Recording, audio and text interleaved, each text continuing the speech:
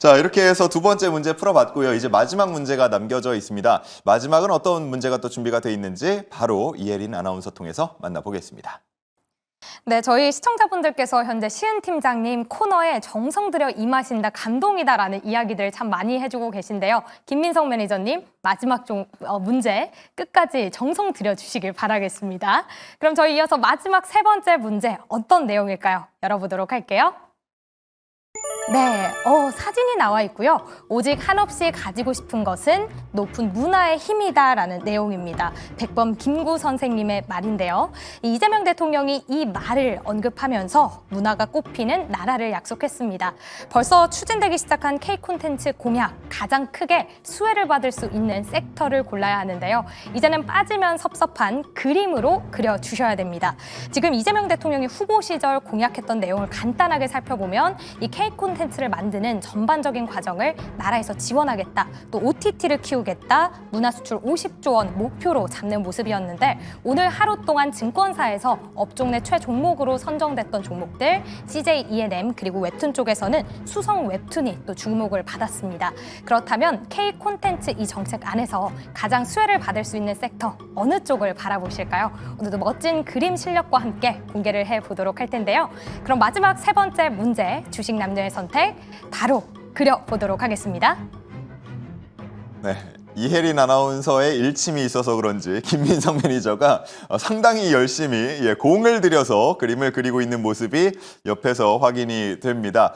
자, 마지막 문제는 이제 문화, 그러니까 K컬처와 관련된 문제가 준비가 됐는데요. 지금 새 정부 들어서 여러 가지 힘을 주고 있는 분야들이 있지만 이 K컬처 역시도 마찬가지입니다. 공약집에 여러 가지 내용이 담겨 있었고 또 여당에서도 관련된 지금 지원을 하겠다, 이런 얘기를 하고 있기 때문에 기대감은 더더욱 커지는 것 같습니다. 그리고 어제도 저희가 전해드렸지만 BTS 멤버들의 저녁 소식 오늘 아침에도 있었죠. 자, 관련해서 두 분께서는 과연 어떤 그림을 그려주셨을지 가장 큰 수혜가 기대되는 섹터 바로 만나보겠습니다. 야, 이거 뭐 그림도 시은 팀장님이 더 잘 그리시는 것 같은데 일단은 좀 해석을 해보도록 하죠. 굉장히 귀여운 그런 그림이 하나 나왔고요. V자를 하고 있는 모습. 그리고 김민성 매니저님은 좀 무서워요. 뭔가 칼을 맞은 듯한 그런 모습이 그려져 있는데요. 각각 한번 해석을 들어보도록 하겠습니다. 시은 팀장님. 요즘 트렌드 아시는 분들은 아실 것 같은데 저 잘 모르겠어요. 요즘 젊은 사람이 아니군요. 뭡니까? 저는 뭐 드래곤볼 이런 거밖에 몰랐어요. 이게 그 힌트를 드리면 예. 이렇게 하는 친구입니다. 정적이 뭔지 아시죠? 최아이라는 그 애니메이션이 있는데 니코니코니? 니코니코니 한국 겁니까? 일본 건데요. 예. 이제 그 아이돌을 하는 이제 좀 죽은 친구이긴 한데 아이돌 이제 애니메이션 쪽이라 보시면 좋을 것 같고. 네, 말씀을 아시는 잘해주셔야 될 것 같아요. K컬처입니다. K컬처이긴 한데 또 이제 아이돌이다 보니까 조금 상징적인 의미로다가 가지고 왔습니다. 그러니까 지금 말씀해주고 싶으신 거는 애니메이션이 아니라 아이돌, 그러니까 엔터 아이돌. 쪽이 얘기를 하고 싶으신 거죠? 맞습니다. 예. 이걸 알아보시는 분들이 없으셔가지고 약간 당황했는데 네, 엔터를 표현하고 싶어서 그렸습니다. 네. 그러니까 결국 이 K 콘텐츠 관련해가지고 K 컬처와 관련해서 가장 유망하게 보고 있는 거는 엔터 쪽이다. 잠시 후에 한번 설명 들어보고요. 김민성 매니저의 그림 설명을 좀 들어봐야 될 것 같아요. 제가 왠지 예상되는 게 있는데 설마 그건가 싶거든요. 세 글자의 드라마 제목이 좀 떠오르긴 하는데 그건 아니겠죠? 누가 봐도 시청자분들은 다 보자마자 생각을 하셨을 겁니다. 이제 누가 봐도 공유죠. 이제 도깨비입니다. 도깨비입니까? 컨텐츠에 대한 이제 수출이 이어질 수가 있다 보니까 여기 사이클에 한 학년까지 같이 이어진다라고 하면은 도깨비. 제가 너무 재밌게 봤기 때문에 누가 봐도 공유라서 다 이해를 하셨을 겁니다. 그럼 K 드라마 혹은 K 영화 이쪽을 조금 힘줘서 말씀을 해주시는 것 같은데, 자, 한 번씩 한번 구체적인 얘기를 들어볼게요. 엔터 쪽의 주요 좀 전망 분석 어떻게 해주실 수 있을까요? 뭐 결국은 이제 콘텐츠를 보게 되었을 때 대표적으로 게임도 있고 뭐 드라마도 있고 엔터도 있고 웹툰이라든지 굉장히 다양하게 있는데 그래도 이제 엔터가 오늘 시장에서 약간의 조정세를 받긴 했지만 그래도 기대감을 가질 수 있는 섹터이지 않을까라는 생각을 가지고 있어요. 오늘 엔터 쪽에서 하락세가 나왔던 게 CLSA에서 비중 축소에 대한 의견이 나왔습니다. 맞아요.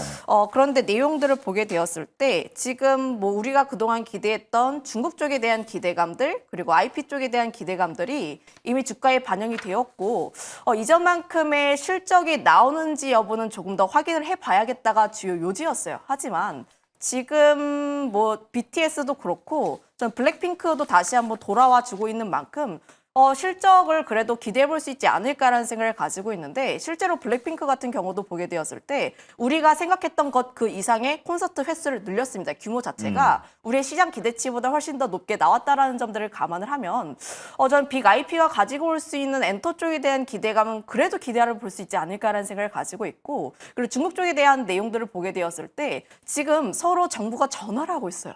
물론 이제 전화를 하는 거에 대해서 우리가 너무 의미 부여는 하지 말아야 됩니다만 그래도 아직까지 끈이 끊기지 않았다라는 점들 기대감이 계속해서 유지가 되고 있다라는 점들을 감안을 하면 저는 엔터가 오히려 조정이 나왔을 때 관심 있게 봐야 할 필요가 있지 않을까라는 생각을 가지고 있어서 엔터는 그래도 계속 관심 있게 보자라는 의견 드리겠습니다. 예.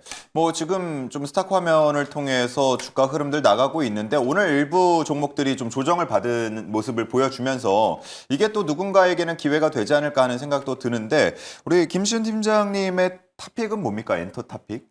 저는 이제 디어유 쪽을 가지고 왔는데요. 오, 예. 뭐 실제 이제 엔터 쪽을 보게 되었을 때 가장 최근에 좋았던 쪽은 하이브였고 그 다음에 좋았던 쪽이 YG그룹, YG엔터라든지 YG플러스 쪽이 강했고 그 다음에 SM과 디어유가 중국 쪽에 대한 모멘텀을 받으면서 조금씩 올라와주고 있기는 한데 다만 지금 중국 쪽에 대한 모멘텀을 기다리고 있는 디어유가 그래도 다시 한번 회복에 대한 기대감이 높지 않을까라는 생각을 가지고 있어요.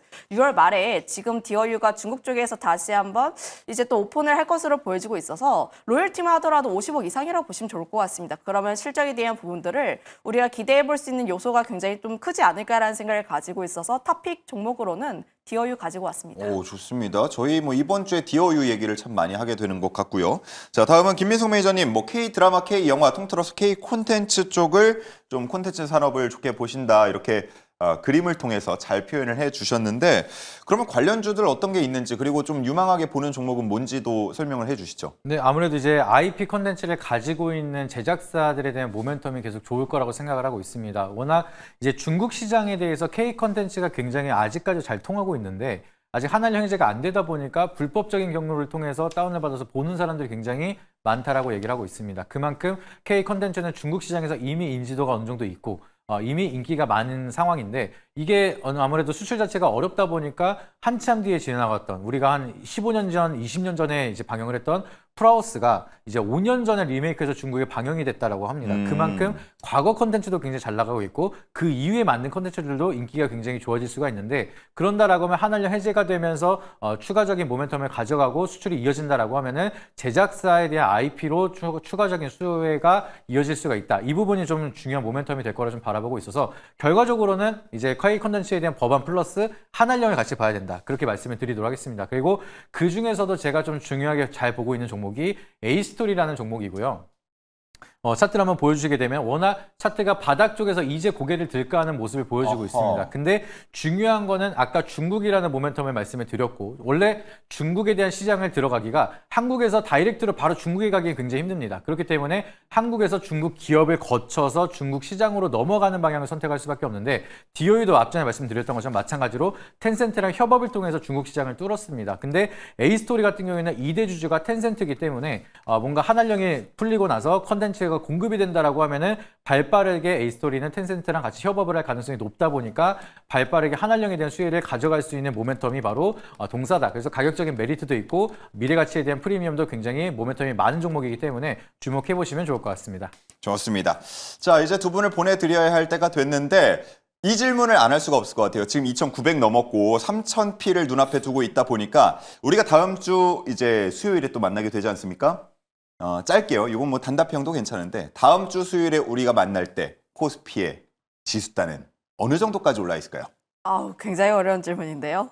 일단 3,000포인트를 뭐 넘기기는 할 텐데 다만 이거에 대한 지속성 같은 경우는 상법 개정이 또 어떻게 나오는지가 가장 중요하지 않을까 정도로만 이야기하겠습니다. 일단 3천을 넘긴 넘을 텐데 뭐 말 그대로 찍고 먹고 오느냐 아니면 그대로 좀 유지하느냐 이건 좀 두고 보자. 네. 김민석 매니저님. 저는 지금 코스피가 2,907이거든요. 예. 다음 주에 만나는 거잖아요. 다음 주 일주일 딱 뒤에. 2,910 얘기하겠습니다. 그러면 올라갔다 오는 겁니까? 네, 마찬가지로? 올라갔다가 다음 주는 좀 쉴 것 같아요. 올라갔다가 다음 주는 쉴 것 같다. 좋습니다. 자, 과연 그 말이 맞는지는 다음 주 이 시간 통해서 두 분과 함께 확인을 해 보도록 하겠습니다. 자, 이렇게 해서 저희 퀴즈를 통해서 시장 분석 맞춰보고요. 이제는 지금도 20분 남은 이 애프터마켓에서 활발하게 움직이고 있는 종목들 분석해보고 내일장 전략 대비하는 시간입니다. 애프터 성공률 통해서 전략 함께 하시죠.